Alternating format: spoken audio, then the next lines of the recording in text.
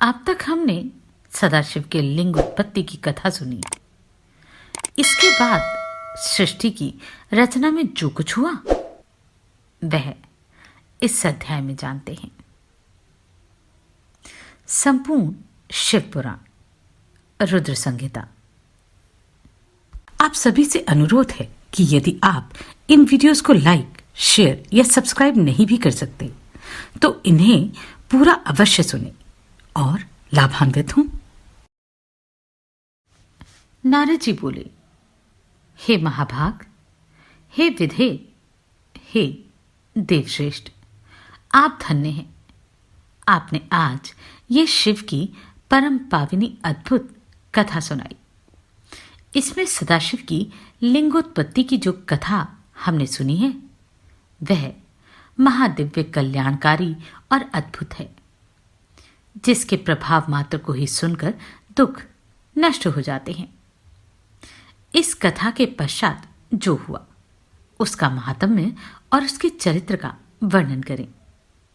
ये सृष्टि किस प्रकार से हुई इसका भी आप विशेष रूप से वर्णन करें। ब्रह्मा जी बोले, आपने ये उचित ही पूछा। तदनंतर जो हुआ और मैंने जैसा पहले सुना है वैसा ही मैं संक्षेप में कहूंगा। हे विप्रेंद्र, जब सनातन देव शिव अपने स्वरूप में अंतर्धान हो गए तब मैंने और भगवान विष्णु ने महान सुख की अनुभूति की। तदनंतर हम दोनों ब्रह्मा और विष्णु ने अपने अपने हंस और वराह रूप का परित्याग किया। सृष्टि संरचना और उसके पालन की इच्छा से हम दोनों इस शिव की माया के दोनों प्रकारों से घिर गए। नारद जी बोले, हे विधे, हे महाप्राग ब्राह्मण, मेरे हृदय में महान संदेह है। अतुलनीय कृपा करके शीघ्र ही उसको नष्ट करें। अन्य रूपों को छोड़कर आप दोनों ने हंस और वराह का ही रूप क्यों धारण किया? इसका क्या कारण है, बताइए। सूत जी बोले, महात्मा नारद जी का यह वचन सुनकर ब्रह्मा जी ने शिव के चरणारविंदों का स्मरण करके आदरपूर्वक कहना आरंभ किया। ब्रह्मा जी बोले, हंस की निश्चल गति ऊपर की ओर गमन करने में ही होती है। जल और दूध को पृथक पृथक करने के समान तत्व और अतत्व को भी जानने में वह समर्थ होता है। अज्ञान एवं ज्ञान के तत्व का विवेचन हंस ही कर सकता है। इसलिए सृष्टिकर्ता मुझ ब्रह्मा ने हंस का रूप धारण किया। हे नारद, प्रकाश स्वरूप शिव तत्व का विवेक वह हंस रूप प्राप्त न कर सका, अतः उसे छोड़ देना पड़ा। सृष्टि संरचना के लिए तत्पर प्रवृत्ति को ज्ञान की प्राप्ति कैसे हो सकती है? जब हंस रूप में मैं नहीं जान सका तो मैंने उस रूप को छोड़ दिया। नीचे की ओर जाने में वराह की निश्चल गति होती है, इसलिए विष्णु ने उस सदाशिव के अद्भुत लिंग के मूल भाग में पहुंचने की इच्छा से वराह का ही रूप धारण किया। अथवा संसार का पालन करने वाले विष्णु ने जगत में वराह कल्प को बनाने के लिए उस रूप को धारण किया। जिस दिन भगवान ने उस रूप को धारण किया उसी दिन से वह श्वेत वराह संज्ञक कल्प प्रारंभ हुआ था।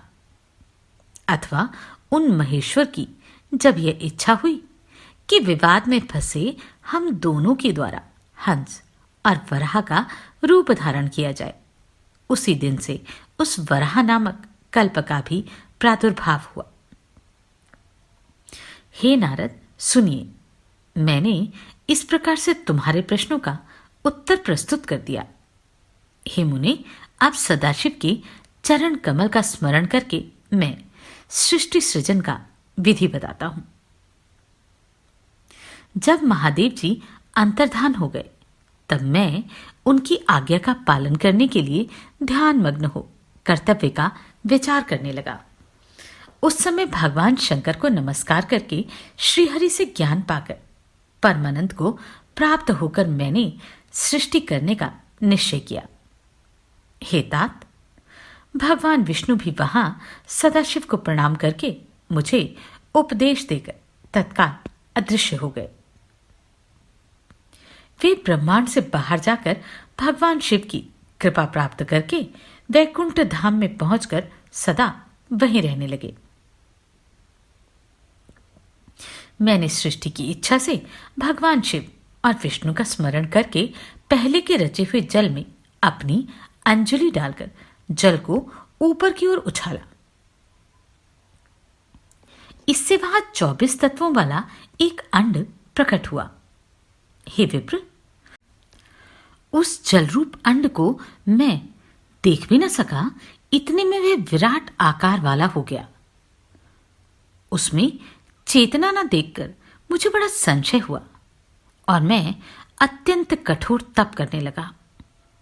12 वर्षों तक मैं भगवान विष्णु के चिंतन में लगा रहा। हे तात, उस समय के पूर्ण होने पर भगवान श्रीहरि स्वयं प्रकट हुए और बड़े प्रेम से मेरे अंगों का स्पर्श करते हुए मुझसे प्रसन्नतापूर्वक कहने लगे, हे ब्राह्मण, आप वर मांगिए, मैं प्रसन्न हूं। मुझे आपके लिए कुछ भी आदेय नहीं है। भगवान शिव की कृपा से मैं सब कुछ देने में समर्थ हूं।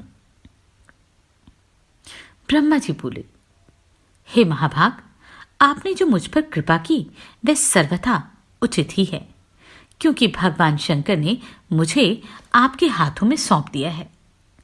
हे विष्णु, आपको नमस्कार है। आज मैं आपसे जो कुछ मांगता हूं उसे दीजिए। हे प्रभु, यह विराट रूप तथा 24 तत्वों से बना हुआ अंड किसी तरह चेतन नहीं हो रहा, यह जड़ीभूत दिखाई देता है। हे हरे, इस समय भगवान शिव की कृपा से आप यहां प्रकट हुए हैं, अतः शंकर की शक्ति से संभूत इस अंड में चेतना लाइए। मेरे ऐसा कहने पर शिव की आज्ञा में तत्पर रहने वाले महाविष्णु ने अनंत रूप का आश्रय लेकर उस अंड में प्रवेश किया। उस समय उन परम पुरुष के सहस्त्रों मस्तक, सहस्त्रों नेत्र और सहस्त्रों पैर थे। उन्होंने भूमि को सब ओर से घेर कर उस अंड को व्याप्त कर दिया। मेरे द्वारा भली भांति स्तुति किए जाने पर जब श्री विष्णु ने उस अंड में प्रवेश किया, तब वह 24 तत्वों वाला अंड सचेतन हो गया। पाताल से लेकर सत्यलोक की अवधि वाले उस अंड के रूप में वहां विराट श्रीहरि ही विराजे थे। पंचमुख महादेव ने केवल अपने रहने के लिए सुरमय कैलाश नगर का निर्माण किया, जो सब लोकों से ऊपर सुशोभित होता है। हे देवऋषि, संपूर्ण ब्रह्मांड का नाश हो जाने पर भी वैकुंठ और कैलाश, उन दोनों का कभी नाश नहीं होता। हे मुनिश्रेष्ठ, मैं सत्यलोक का आश्रय लेकर रहता हूं। हे तात, महादेव जी की आज्ञा से ही मुझे सृष्टि रचने की इच्छा उत्पन्न हुई। हे तात, जब मैं सृष्टि की इच्छा से चिंतन करने लगा, उस समय पहले मुझसे पापपूर्ण तमोगुणी सृष्टि का प्रादुर्भाव हुआ, जिसे अविद्या पंचक अर्थात पंच परवा अविद्या कहते हैं। उसके पश्चात प्रसन्नचित मैंने स्थावर संज्ञक मुख्य सर्ग अर्थात पहले सर्ग की संरचना की, जो सृष्टि सामर्थ्य से रहित था। पुनः शिव की आज्ञा से मैंने ध्यान किया। उस मुख्य सर्ग को वैसा देखकर अपना कार्य साधने के लिए सृष्टि करने के इच्छुक मैंने दुख से परिपूर्ण तिर्यक स्तोत्र अर्थात तिरछे उड़ने वाले सर्ग अर्थात दूसरे सर्ग का सृजन किया। वह भी पुरुषार्थ साधक नहीं था। उसे भी पुरुषार्थ साधन की शक्ति से रहित जानकर अब मैं पुनः सृष्टि का चिंतन करने लगा। तब मुझसे शीघ्र ही तीसरे अर्थात सात्विक सर्ग का प्रादुर्भाव हुआ, जिसे उधर्व श्रोता कहते हैं। वह देवसर्ग के नाम से विख्यात हुआ। वह देवसर्ग सत्यवादी तथा अत्यंत सुखदायक है। उसे भी पुरुषार्थ साधन से रहित मारकर मैंने अन्य सर्ग के लिए अपने स्वामी श्री शिव का चिंतन आरंभ किया। तब भगवान शंकर की आज्ञा से एक रजोगुणी सृष्टि का प्रादुर्भाव हुआ, जिसे अर्वाक श्रोता अर्थात चौथा सर्ग कहा गया, जो मनुष्य सर्ग कहलाता है। वह सर्ग पुरुषार्थ साधन का अधिकारी हुआ। तदनंतर महादेव जी की आज्ञा से भूत आदि की सृष्टि अर्थात भूत सर्ग 5वां सर्ग हुई। इस प्रकार मैंने 5 प्रकार की सृष्टि की। इनके अतिरिक्त 3 प्रकार के सर्ग मुझ ब्रह्मा और प्रकृति के सानिध्य से उत्पन्न हुए। इनमें पहला महतत्व का सर्ग है, दूसरा सूक्ष्म भूतों अर्थात तन्मात्राओं का सर्ग है और तीसरा वैकारिक सर्ग कहलाता है। इस तरह यह 3 प्राकृत सर्ग हैं। प्राकृत और वैकृत दोनों प्रकार के सर्गों को मिलाने से 8 सर्ग होते हैं। इनके अतिरिक्त 9वां कौमार सर्ग है, जो प्रकृत और वैकृत भी है। इन सब के अवान्तर भेद हैं, जिनका वर्णन मैं नहीं कर सकता। उसका उपयोग बहुत थोड़ा है। अब मैं द्विजात्मक सर्ग का वर्णन कर रहा हूं। इसी का दूसरा नाम कौमार सर्ग है, जिसमें सनक सनंदन आदि कुमारों की महान सृष्टि हुई है। सनक आदि मेरे 5 मानस पुत्र हैं, जो मुझ ब्रह्मा के ही समान हैं। वे महान वैराग्य से संपन्न तथा उत्तम व्रत का पालन करने वाले हुए। उनका मन सदा भगवान शिव के चिंतन में ही लगा रहता है। वे संसार से विमुख एवं ज्ञानी हैं। उन्होंने मेरे आदेश देने पर भी सृष्टि के कार्य में मन नहीं लगाया। हे मुनिश्रेष्ठ, सनकादि कुमारों के दिए हुए नकारात्मक उत्तर को सुनकर मैंने बड़ा भयंकर क्रोध प्रकट किया, किंतु हे नारद, मुझे मोह हो गया। हे मुने, क्रोध और मोह से विफल मुझ ब्रह्मा के नेत्रों से क्रोधवश आंसू की बूंदें गिरने लगी। उस अवसर पर मैंने मन ही मन भगवान विष्णु का स्मरण किया। वे शीघ्र ही आ गए और समझाते हुए मुझसे कहने लगे, आप भगवान शिव की प्रसन्नता के लिए तपस्या कीजिए। हे मुनिश्रेष्ठ, श्री हरि ने जब मुझे ऐसी शिक्षा दी, तब मैं महाघोर एवं उत्कृष्ट तप करने लगा। सृष्टि के लिए तपस्या करते हुए मेरी दोनों भौहें और नासिका के मध्य भाग से, जो उनका अपना ही अविमुक्त नामक स्थान है, महेश्वर की 3 मूर्तियों में अन्यतम पूर्णांश सर्वेश्वर एवं दयासागर भगवान शिव अर्धनारीश्वर रूप में प्रकट हुए, जो जन्म से रहित तेज की राशि, सर्वज्ञ तथा सर्व करता है। उन नीललोहित नामधारी भगवान उमावल्लभ को सामने देखकर बड़ी भक्ति से मस्तक झुकाकर उनकी स्तुति करके मैं बड़ा प्रसन्न हुआ और उन देव देवेश्वर से बोला, हे प्रभु, आप विविध जीवों की सृष्टि करें। मेरी यह बात सुनकर उन देवादिदेव महेश्वर रुद्र ने अपने ही समान बहुत से रुद्रगणों की सृष्टि की। जब मैंने स्वामी महेश्वर महारुद्र से फिर कहा, हे देव, आप ऐसे जीवों की सृष्टि करें जो जन्म और मृत्यु के भय से युक्त हों। हे मुनिश्रेष्ठ, मेरी ऐसी बात सुनकर करुणा सागर महादेव जी हंसकर मुझसे कहने लगे, विधे, मैं जन्म और मृत्यु के भय से युक्त अशोभन जीवों की सृष्टि नहीं करूंगा, क्योंकि वे कर्मों के अधीन होकर दुख के समुद्र में डूबे रहेंगे। मैं तो गुरु का स्वरूप धारण करके उत्तम ज्ञान प्रदान कर दुख के सागर में डूबे हुए उन जीवों का उद्धार मात्र करूंगा, उन्हें पार करूंगा। हे प्रजापति, दुख में डूबे हुए समस्त जीवों की सृष्टि तो आप करें। मेरी आज्ञा से इस कार्य में प्रवृत्त होने के कारण आपको माया नहीं बांध सकेगी। मुझसे ऐसा कहकर श्रीमान भगवान नीललोहित महादेव मेरे देखते ही देखते अपने पार्षदों के साथ तत्काल अंतर्धान हो गए। ब्रह्मा जी बोले, हे नारद, तदनंतर मैंने शब्द आदि सूक्ष्म भूतों का स्वयं ही पंचीकरण करके उनसे स्थूल आकाश, वायु, अग्नि, जल, पृथ्वी की सृष्टि की। पर्वतों, समुद्रों, वृक्षों और कला से लेकर युग पर्यंत कालों की रचना की। मुने, उत्पत्ति और विनाश वाले और भी बहुत से पदार्थों का मैंने निर्माण किया, परंतु इससे मुझे संतोष नहीं हुआ। तब सांब शिव का ध्यान करके मैंने साधना परायण पुरुषों की सृष्टि की। अपने दोनों नेत्रों से मरीच को, हृदय से भृगु को, सिर से अंगिरा को, व्यान वायु से मुनिश्रेष्ठ पुलह को, उदान वायु से पुलस्त्य को, समान वायु से वशिष्ठ को, अपान से क्रतु को, दोनों कानों से अत्रि को, प्राणवायु से दक्ष को, गोद से आपको तथा छाया से कर्दम मुनि को उत्पन्न किया और संकल्प के समस्त साधनों के साधन रूप धर्म को उत्पन्न किया। हे मुनिश्रेष्ठ, इस प्रकार महादेव जी की कृपा से इन उत्तम साधकों की सृष्टि करके मैंने अपने आप को कृतार्थ समझा।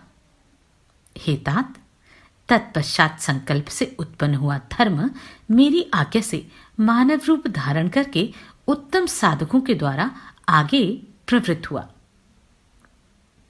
हे मुने, इसके बाद मैंने अपने अभिन्न अंगों से देवता, असुर आदि असंख्य पुत्रों की सृष्टि की और उन्हें भिन्न भिन्न शरीर प्रदान किए।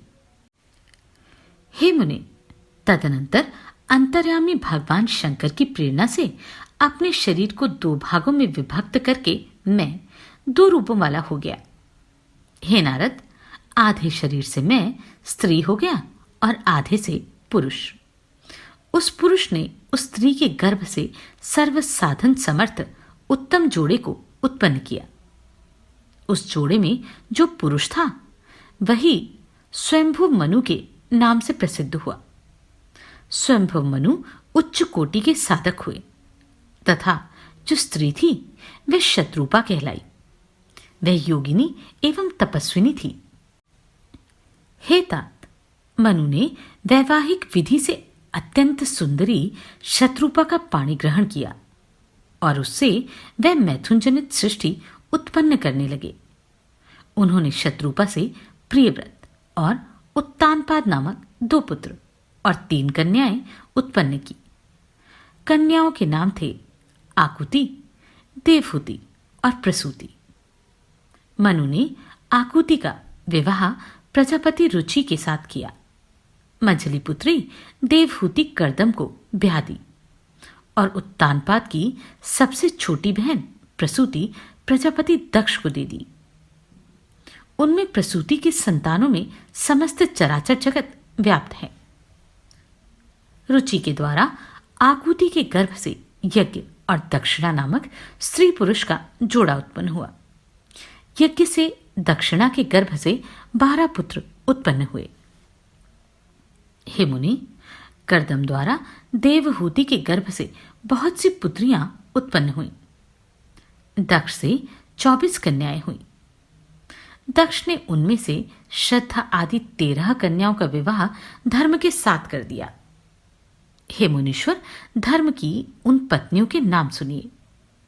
श्रद्धा, लक्ष्मी, धृति, तुष्टि, पुष्टि, मेधा, क्रिया, बुद्धि, लज्जा, वसु, शांति, सिद्धि और कीर्ति, ये सब 13 हैं। इनसे छोटी शेष 11 सुंदर नेत्रों वाली कन्याएं ख्याति, सत्प्रथा, संभूति, स्मृति, प्रीति, क्षमा, सन्नति, अनुसूया, ऊर्जा, स्वाहा और स्वधा थी। भृगु, भव, मरीचि, मुनि, अंगिरा, पुलस्त्य, पुलह, मुनिश्रेष्ठ क्रतु, अत्रि, वशिष्ठ, वहनी और पितरों ने क्रमशः इन ख्याति आदि कन्याओं का पाणी ग्रहण किया। भृगु आदि मुनि श्रेष्ठ साधक थे। इनकी संतानों से समस्त त्रिलोक्य भरा हुआ है। इस प्रकार अंबिकापति महादेव जी की आज्ञा से प्राणियों ने अपने पूर्व कर्मों के अनुसार असंख्य श्रेष्ठ द्विज उत्पन्न किए। कल्पभेद से दक्ष की 60 कन्याएं बताई गई हैं। दक्ष ने उनमें से 10 कन्याएं धर्म को, 27 कन्याएं चंद्रमा को और 13 कन्याएं कश्यप को विधिपूर्वक प्रदान कर दी। हे नारद, उन्होंने 4 कन्याओं का विवाह श्रेष्ठ रूप वाले ताक्षर्य के साथ कर दिया। उन्होंने भृगु, अंगिरा और कृशाश्व को 2-2 कन्याएं अर्पित की। उन स्त्रियों तथा पुरुषों से बहुत सी चराचर सृष्टि हुई। हे मुनिश्रेष्ठ, दक्ष ने महात्मा कश्यप को जिन 13 कन्याओं का विधिपूर्वक दान दिया था, उनकी संतानों से सारा त्रिलोक्य व्याप्त हो गया। स्थावर और जगम कोई भी सृष्टि ऐसी नहीं जो उनकी संतानों से शून्य हो। देवता, ऋषि, दैत्य, वृक्ष, पक्षी, पर्वत तथा तृण, लता आदि सभी कश्यप पत्नियों से उत्पन्न हुए हैं। इस प्रकार दक्ष कन्याओं की संतानों से सारा चराचर जगत व्याप्त हो गया। पाताल से लेकर सत्यलोक पर्यंत समस्त ब्रह्मांड निश्चय ही सदा भरा रहता है, कभी रिक्त नहीं होता। इस प्रकार भगवान शंकर की आज्ञा से ब्रह्मा जी ने भली भांति सृष्टि की। पूर्व काल में सर्वव्यापी शंभु ने जिन्हें तपस्या के लिए प्रकट किया था, रुद्रदेव के रूप में उन्होंने त्रिशूल के अग्रभाग पर रखकर उनकी सदा रक्षा की। वे ही सती देवी लोकहित का कार्य संपादित करने के लिए दक्ष से प्रकट हुई। उन्होंने भक्तों के उद्धार के लिए अनेक लीलाएं की, जिनका वामांग बैकुंठ विष्णु है, दक्षिण भाग स्वयं मैं हूं और रुद्र जिनके हृदय से उत्पन्न है, उन शिव को 3 प्रकार का कहा गया है। मैं, ब्रह्मा, विष्णु और रुद्र तीनों गुणों से युक्त कहे गए हैं, किंतु परब्रह्म अव्यय शिव स्वयं सदा निर्गुण ही रहते हैं।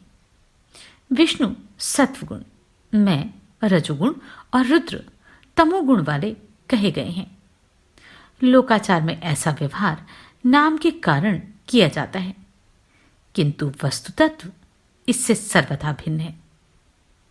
विष्णु अंतःकरण से तमोगुण और बाहर से सत्वगुण से युक्त माने गए हैं। रुद्र अंतःकरण से सत्वगुण और बाहर से तमोगुण वाले, और हे मुने, मैं सर्वथा रजोगुण वाला ही हूं। ऐसे ही सुरा देवी रजोगुणी हैं, वे सती देवी सत्व स्वरूपा हैं और लक्ष्मी तमोमयी हैं। इस प्रकार पराम्बा को भी 3 रूपों वाली जानना चाहिए। इस प्रकार देवी शिवा ही सती होकर भगवान शंकर से ब्याही गई, किंतु पिता के यज्ञ में पति के अपमान के कारण उन्होंने अपने शरीर को त्याग दिया और फिर उसे ग्रहण नहीं किया। वे अपने परम पद को प्राप्त हो गईं। तत्पश्चात देवताओं की प्रार्थना से वे ही शिवा पार्वती रूप से प्रकट हुईं और बड़ी भारी तपस्या करके उन्होंने पुनः भगवान शिव को प्राप्त कर लिया। हे मुनीश्वर, उनके अनेक नाम प्रसिद्ध हुए। उनके कालिका, चंडिका, भद्रा, चामुंडा, विजया, जया, जयंती, भद्रकाली, दुर्गा, भगवती, कामाख्या, कामदा, अंबा, मृडानी और सर्वमंगला आदि अनेक नाम हैं, जो भोग और मोक्ष देने वाले हैं। ये नाम उनके गुणों और कर्मों के अनुसार हैं।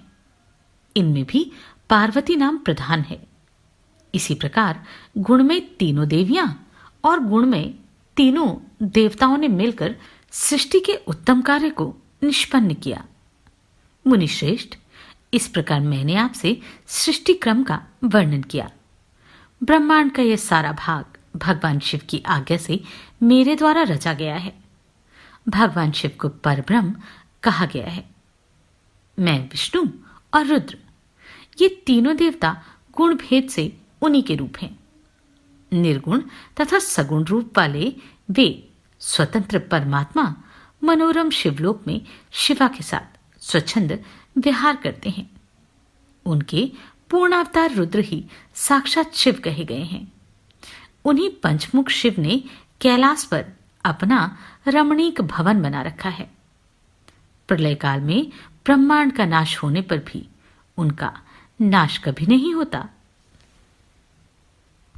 आप सभी को कोटि कोटि साधुवाद। आपने इन वीडियोस को इतना प्रेम दिया। नमस्कार, मैं आभा शर्मा जावास। यदि आपको मेरा ये प्रयत्न सराहनीय लगा हो तो मुझे सब्सक्राइब करके प्रोत्साहित करें।